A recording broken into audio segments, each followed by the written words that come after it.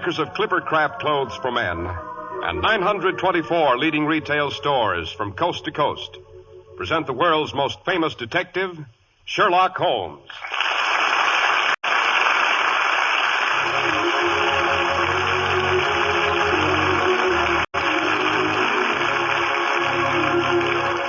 Sherlock Holmes is portrayed by John Stanley, Dr. Watson by Alfred Shirley. Our stories are based upon the character of Sherlock Holmes, created by Sir Arthur Conan Doyle. The dramatizations are by Edith Miser. And now, once again, we turn in at a familiar gate. The wind whistles cold and sharp through empty branches. A brilliant October moon peers intermittently from behind scudding clouds. Hello, what's that in the good doctor's window? Pumpkin lantern. Dr. Watson is celebrating Halloween early this year. Come in, Mr. Harris, come in. Why the delay on the doorstep? Why, I was just admiring your Halloween decorations, Dr. Watson. A work of art, eh? Presented to me this afternoon by my youngest godchild. It's supposed to ward off goblins and witches and other nefarious familiars who are abroad this time of year. You mean who are supposed to be abroad, Doctor? Well, not necessarily, Mr. Harris. Not necessarily. Oh, here, take this chair by the fire. Thank you. Did I ever tell you of the time Holmes and I had a rather terrifying encounter with the notorious laughing Lemur of Hightower Heath? Why, you know you didn't, Doctor. Who was she? A witch who had been buried centuries before on wild and brooding countryside known as Dartmoor. This adventure took place on All Saints' Eve, the particular witch's Sabbath, which you Americans refer to as Halloween. And there I go off the deep end as usual. Suppose I pause to pour us each a glass of fresh cider, while you pay homage to our sponsor. What could be fair, Dr. Watson? To tell you that Clippercraft suits sell for only $35 and $40, with a few special models at $43.75. To say that Clippercraft top coats and overcoats sell for only $35 to $40 and sport jackets for only $24 is only half the story. Because you really only begin to appreciate that these prices are astonishingly low when you've seen Clippercraft clothes. Custom details in the form of correct styling, perfect fit, luxurious tailoring, and rich, long-wearing fabrics are yours in Clippercraft. Manufacturing ingenuity and a really great distribution idea make all this possible. Available to you in your own local independent store, where friendly attention is traditionally yours. For through the Clippercraft plan, 924 leading stores across America have concentrated their buying power, resulting in tremendous savings in manufacturing and distribution costs. You'll be amazed at Clippercraft's values. Compare Clippercraft with clothes selling for many dollars more.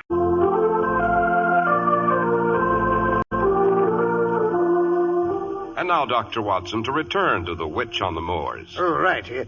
It was one morning several years after my marriage, a brilliant fall day.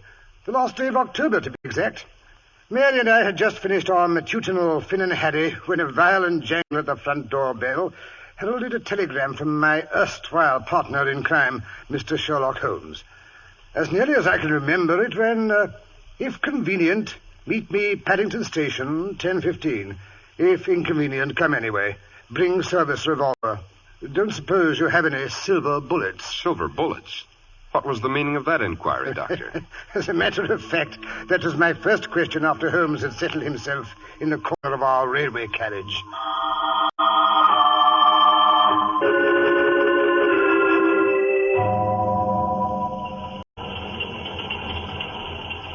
Holmes, I gather from your telegram that we're about to embark on another investigation.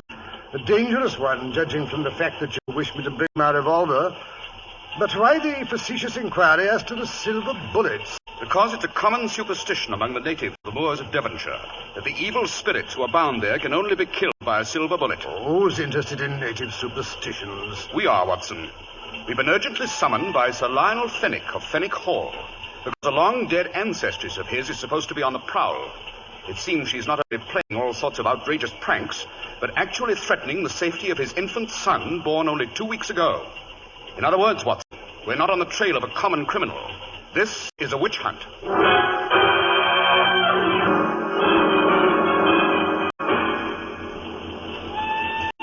Pressing, Watson, the first glimpse of the moor? Yes. We shall be there shortly. Notice that ancient Roman tower. She's buried at the crossroads at the foot of that hill. It's from that building that she derives her name. Who derives what name? The Laughing Lemur of Hightower Hill. A lemur is the Roman word for ghost or spirit of the dead. But she was a witch besides. That's why she was buried at the crossroads. She would have been burned, of course, and her ashes scattered to the four winds, except that she was a great lady and married to the head of the House of Fenwick, whose given name was Hugo. Hugo was an old boy in his 60s when he married her. Much to the annoyance of his brother Edgar, he imported a lusty, fun-loving young French noblewoman, a Louise de Lamballe, whose mother was the notorious Madame de Montespan. Madame de Montespan? Wasn't she a sort of minor Borgia? Yes, Watson. At any rate, Louise seemed young and gay and exceptionally healthy and active. Too athletic, perhaps, for her ancient bridegroom, because she insisted he accompany her when she rode to hounds. Well, in due course of time, he was found, his neck broken, on the far side of a particularly high wall, which his wife, shrieking with laughter, had jumped a few moments before. Even after Hugo's death, Louise rode by day and danced by night, and day or night she continued to laugh. Dashed bad taste, if you ask me. Quite. At first, her brother-in-law, Edgar, seems to have been fairly tolerant of the situation, since he now believed himself lord of the manor. But one day, 3 weeks after her husband's death, Louise came to him and informed him that she was going to have a child. The dead Hugo was to have an heir. She relayed the information with gales of laughter. Poor Edgar. The joke was certainly on him. Oh, no. He started rumors about his brother's widow. The French perfumes she used were love potions. She and 12 companions she brought with her from France had formed a coven. A coven? In the old days when witchcraft was in flower, Watson, witches and their familiars banded together in unholy groups of 13, which were called covens. Oh. Lastly, Edgar claimed that no mortal had fathered the child, that it was the offspring of the devil himself. In proof of contention, he pointed out cloven hoof prints under Louise's window. In short, the unfortunate lady was tried as a witch, and English justice being, shall we say, slightly biased in those days, she was sentenced to be hanged by the neck until dead. Dashed unfair, if you ask me. After which she was buried at the crossroads beneath the Roman tower, with a stake through her heart and a great stone over the grave to make sure she didn't return from it. Oh, lot of primitive nonsense. I wonder. At any rate, during the last fortnight, some person or persons seem to have moved that stone, and some rather curious, not to say frightening, phenomena have occurred. And the present head of the House of Fenwick seems to feel the safety of his firstborn is threatened, and that this danger should reach its peak tonight, which is All Hallows Eve. Yes, here we are. This is our station. And that gentleman waiting over there beside the wagonette with a pair of handsome cobs is undoubtedly Sir Lionel, the present master of Fenwick Hall.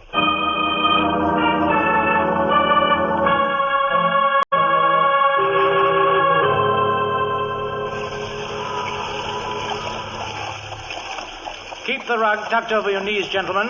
It's a longish drive to the hall, and the wind across the moors has turned uncommon cold. Thank you, Sir Lionel. I'll admit, Mr. Holmes, I was greatly relieved when I received your telegram saying I could expect you. Oh? Have there been any further disturbances since you posted your letter to me? There have, Mr. Holmes. The church bell has tolled at odd hours, last night and the night before. Furthermore, a young goat was discovered, dragged to the foot of the witch's grave, its throat all torn and bleeding. Of course, it could have been killed by a wolf or some ferocious dog, but... Unpleasant occurrences, Sir Lionel, but as you say, not necessarily supernatural. That's what I keep telling my wife and that stupid old nurse of hers. But I must say, when old Willie was found to be missing this morning, I really began to worry. Old Willie? He's the gatekeeper, Mr. Holmes. Lives in the little stone lodge beside the entrance to our property. He's tended that gate for over 50 years. Never leaves it night or day, except to come up to the hall for the Christmas party and my birthday. Well, maybe the monotony finally got the best of him, Holmes, and he decided to wander off. He couldn't wander very far, Dr. Watson. Old Willie is a cripple. He managed to hobble a few feet with the aid of his crutch. But that's the curious part of the story. Willie was missing, but his crutch was there where he left it every night, propped up against the foot of his bed. By Jove. Was there anything else missing? Any clothing, overcoat, shoes, money, provisions of any sort? No, Mr. Holmes. Wherever Willie went, he went in his nightshirt. Not even his carpet slippers are gone. Nothing was missing, nothing at all? As a matter of fact, one object has disappeared with him. The old broom with which Willie swept the leaves away from the gates. Old Nanny, my wife's nurse, set up a typical Irish wailing when she heard about it. Insisted old Willie had ridden off on it to join the witches' Sabbath tonight. She always hated him because he makes her get out of the cart and open the gates herself when she goes marketing for my wife. Typical household feud, Holmes? I tried to reason with the ignorant old fool, but she kept moaning and groaning that she's always known Willie had the evil eye. She's managed to frighten my poor wife nearly to hysterics. Oh, my wife is Irish, too, Mr. Holmes. Her name is Bridget, in fact. I must say they place more credence in these old wives' tales than we do here. Nanny says it's the curse of the House of Fenwick being visited upon us. The curse of the House of Fenwick? Yes, it seems a certain Lady Fenwick, born Louise de Lamballe. Oh, yes, Holmes has already told me about her. Hanged as a witch and buried at the foot of the Roman Tower. That's right. Well, it seems that when the hangman came to place the noose around her neck, she turned to my, great something or other grandfather, who had the bad judgment to be standing nearby. She turned to him and laughed.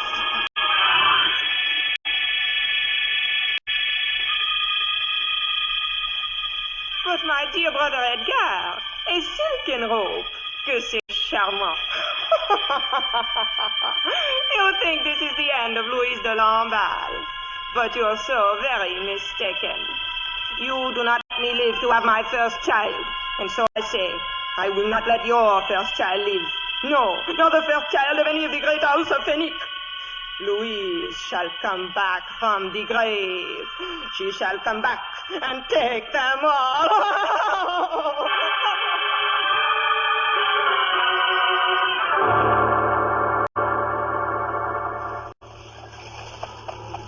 Has she managed to live up to her threats, Sir Lionel? Certainly not all of the oldest children of our house have met an untimely death, but a rather high percentage have been stillborn. Several have succumbed shortly after birth. The wind is rising. We're approaching Hightower Tor, Dr. Watson. The wind is always stronger here. How ghastly the Roman ruins look in the moonlight. When we reach the next bend in the road, we shall be opposite the witch's grave. I see. A curious strip of mist lying across the road. Easy, Phoebe. Easy, Blue Boy. What in blazes has got into the horses? Something seems to have frightened them. Great Scott, what's that? There's something white over there in the bracken. Rein in the horses, Sir Lionel. Right. I think our investigation may be in here. Right. Come along, Watson. Help someone. I'm a dying. I see that white thing. It's moving. It's crawling along the ground. Yes, man. He's badly hurt. What's he doing all in white? It's a nightshirt, Watson. Oh, it's old Willie, but his face is all black, so are his hands. Willie, what's that stuff you've got in your skin? It's the salve, the flying salve she give me so I could fly here to Hightower Heath. We flew here, me and me broomstick. We flew all the way. Good Lord, he's out of his head. He's delirious. Yes, he's in a bad way. Take his pulse, Watson. Here you are, Willie. Take a swig out of my flask. Thank you, sir. I'm frozen cold. It's been cold ever since I put on the salve. She said it's 'cause we was flying so high. Who was she? What was her name? The witch, of course. What did she look like? That I couldn't rightly say. She was wearing a veil over her face and standing in the moonlight at the foot of me bed. I'd been asleep when she called to me.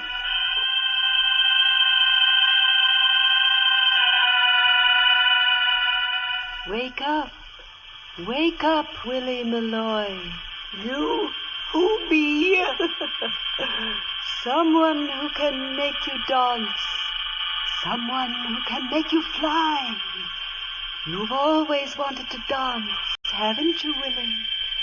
They're giving a dance tonight around my grave. Here, take this jar of ointment. Cover yourself well with it, Willie.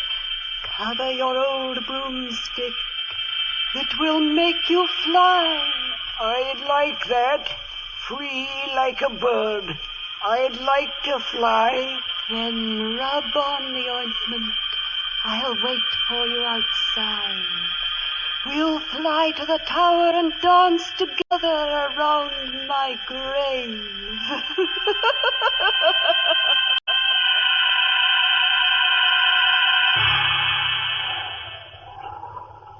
I did like she told me, sir. I covered myself in me broom, and first thing I knew, I got lighter and lighter. Up and up I went, up in the clouds. And the next I knew, I was here on the heath, watching them dance, the little people. He was dancing around in a circle, but it made me dizzy to watch him. So I crept under a bush and went to sleep. This morning, I woke up cold and sick. The magic was gone.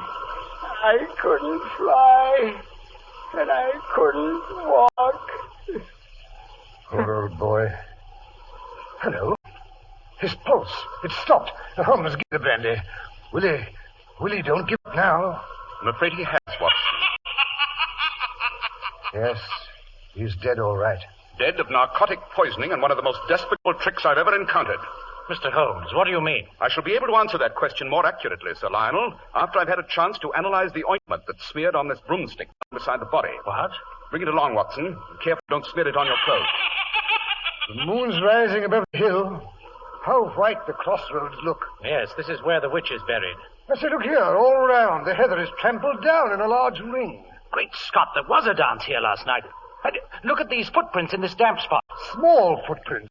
All small. No wonder Willie said he saw the little people.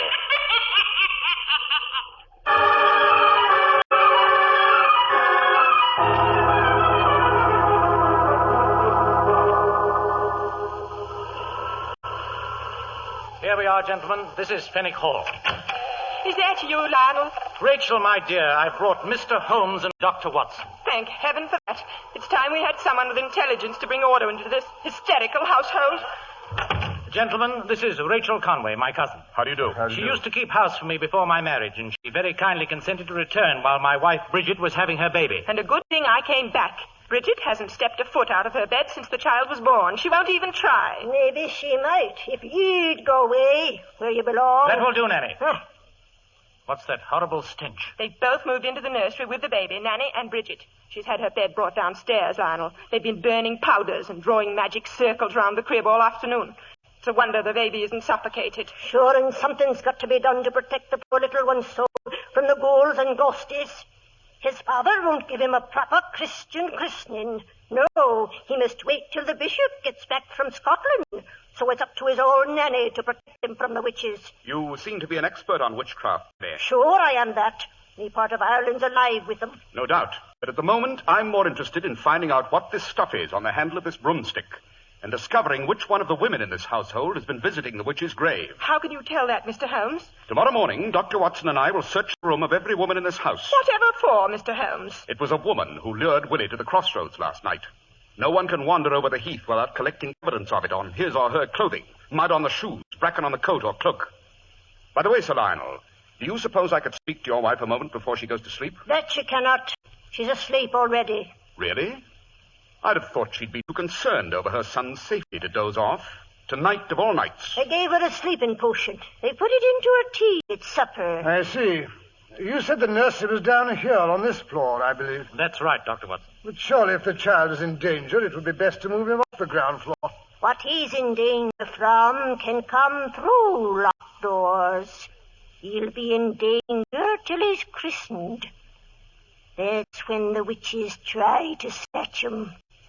It's the soul they're after, not the body. Nanny, one more word of that nonsense and I'll ship you back to Ireland. Now, get back to your mistress where you belong. Sure, if it's back to Ireland I'm going, she goes with me, and don't you forget it. Nanny's a fool, Lionel. You should have got rid of her long ago. But poor Bridget was so homesick, I didn't have the heart to take her nurse from her. Good heavens, what am I thinking of? Cook has made out supper for you gentlemen on a table in front of the fire in the library. I'll fetch some hot coffee. Thank you, but we've no time to waste on food. I say, Holmes, I'm starved. Very well, Watson. Suppose you make us some sandwiches while I set up our chemical equipment. If you can arrange it, Sir Lionel, I should like to have the use of a room not too far from the nursery. Certainly, Mr. Holmes. You may take over the gun room. It's directly opposite. Good. And if you smell any further curious odors, don't be alarmed. I imagine we may be able to give Nanny's powders and potions a run for their money.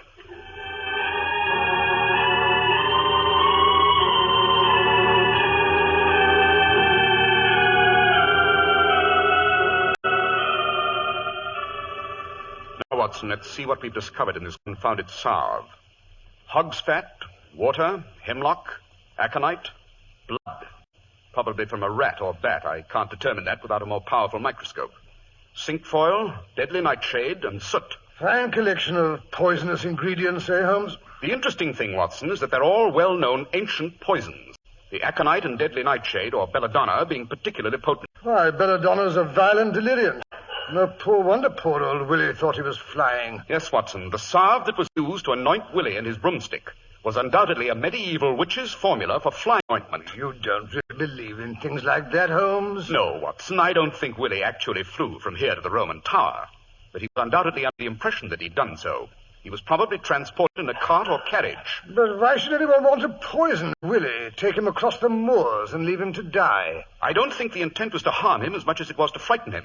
Unfortunately, whoever took him to the witch's grave was frightened off when they found they weren't alone. When they found they weren't alone? Exactly. The little people were more than they'd bargained for. Oh, Holmes, really, there are times when Quiet, you... Watson. Someone opened the door upstairs.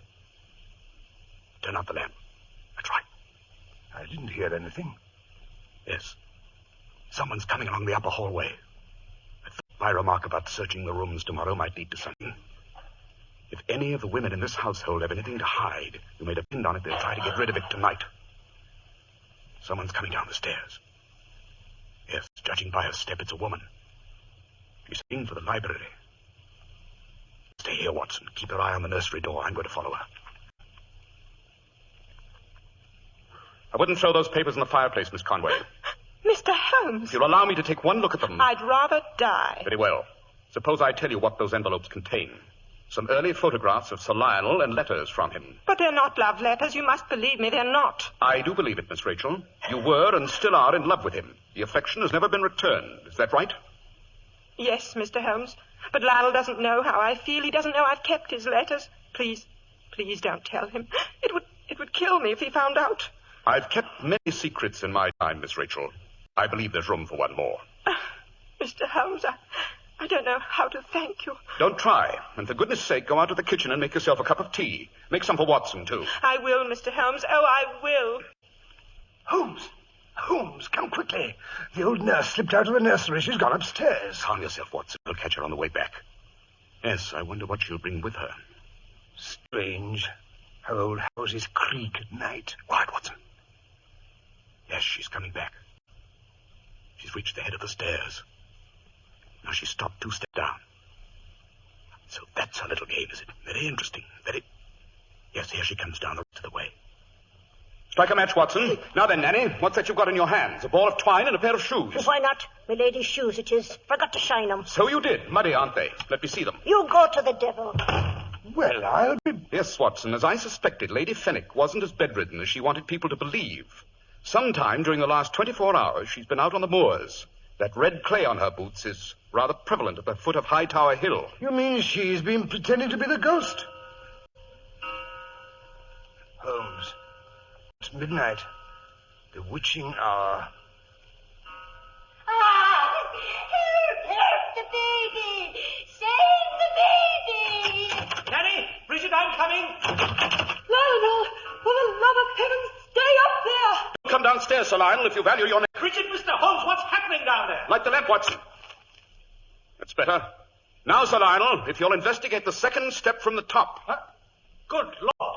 A piece of twine stretched across the stairs. Yes, a trip rope. You were supposed to fall downstairs and break your neck. Oh, no, Lionel. She didn't mean any harm. Nanny only wanted to frighten you so you'd let the priest christen the baby. I mean, that's the reason she gave you, Lady Fenwick. Bridget, what in heaven's name has been going on here? Oh, darling, I was so frightened when Nanny told me about the curse and the witch's stone being moved. I didn't want anything to happen to the baby. I didn't know Willie would die. I only thought she wanted to get even with him. I didn't mean any harm. I didn't mean any harm.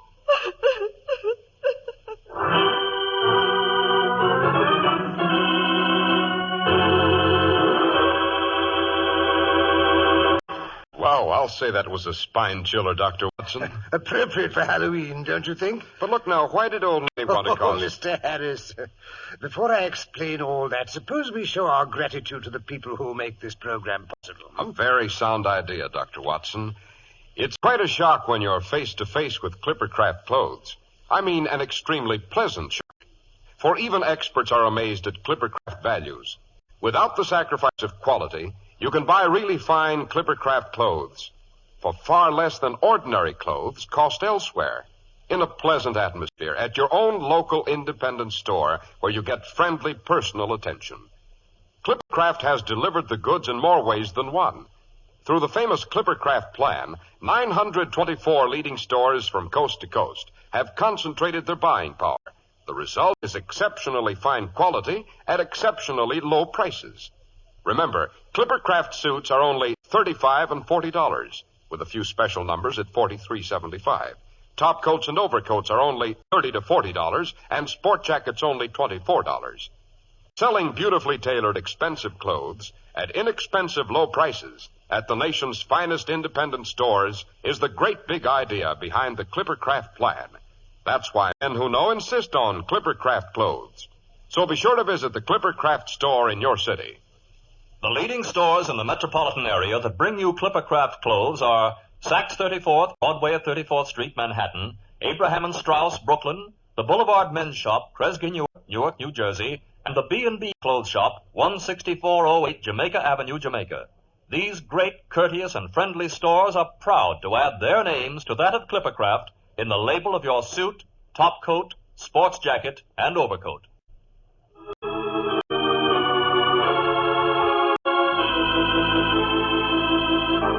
Now, Dr. Watson, I was about to ask you, why did old Nanny want to stir up so much trouble? Oh, she hated the Moors, Mr. Harris.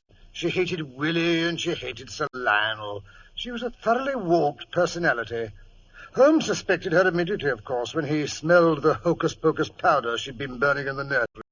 He knew she must have made the flying ointment that was responsible for Willie's death. Well, now, Doctor, what about the gravestone, ringing church bells, and the little people?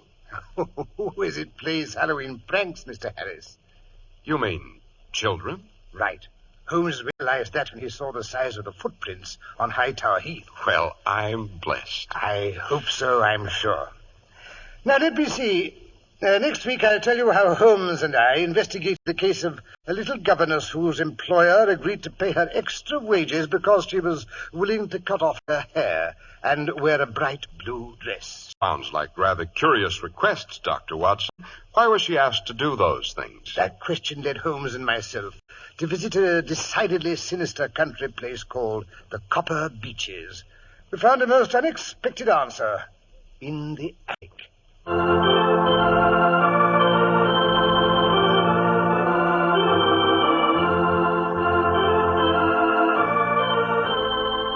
The makers of Clippercraft clothes and 924 leading stores from coast to coast have brought you another in the new series of broadcasts featuring the world's most famous detective, Sherlock Holmes.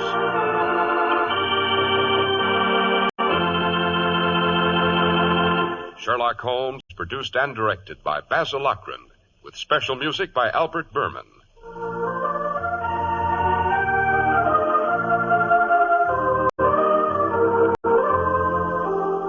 If you don't know your Clippercraft dealer, write Clippercraft, 200 Fifth Avenue, New York City. Be sure to listen next week to Sherlock Holmes in the Adventure of the Copper Beeches. If you'd like to attend the Sherlock Holmes broadcasts in New York, see your local Clippercraft dealer, and he'll tell you how to obtain your tickets.